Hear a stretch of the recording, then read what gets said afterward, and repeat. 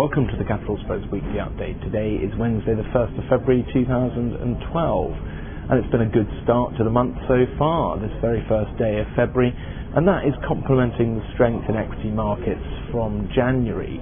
We did see towards the end of January a bit of profit taking, a little bit of nervousness creeping back in. It looked like the party might be over for equity markets as continuing discussions between Greece and its bondholders without any resolution each week that goes by, that just causes a bit of nervousness amongst investors. But that was very short-lived.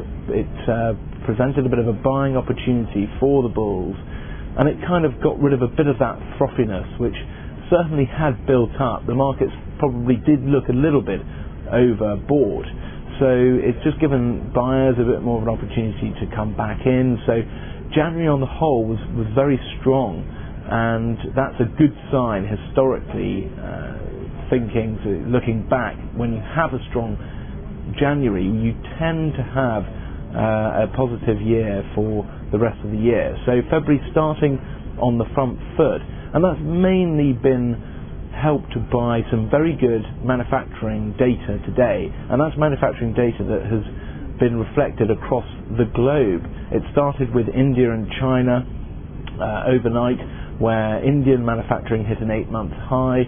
China was slightly better than expected, and here in Europe, German manufacturing rose back above the crucial 50 level, indicating expansion.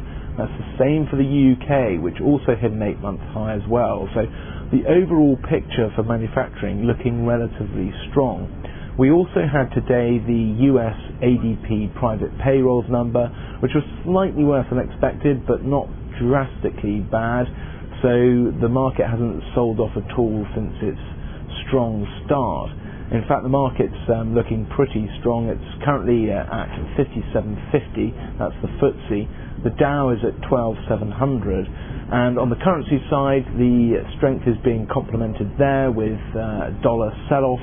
So euro dollar's at 131.80, cable's at 158.50, and also gold, which has had a couple of really strong weeks, is at 1748, and Brent also seeing a little bit of strength at 112.10. Now, clients, on the other hand, are not so bullish. They seem to be opposing pretty much a rally across all asset classes apart from gold, which is where they remain long. But clients are very much short the FTSE, they're short in particular the S&P, and they're also short euro dollar, they're short cable, and they're short Brent, so opposing the strength at the moment. For the rest of the week, there are some key bits of data. We've got tomorrow weekly jobless claims from the US, and then on Friday, which is quite a big day for economic data, in the morning we've got services data from the UK and other European countries, so it'll be interesting to see whether those numbers can maintain levels above 50, indicating expansion. We've then got the same data in the US in the afternoon, non-manufacturing data, but the highlight of the day will definitely be the non-farm payrolls. That is the biggest figure of the month, and payrolls are expected to come in at about 150,000,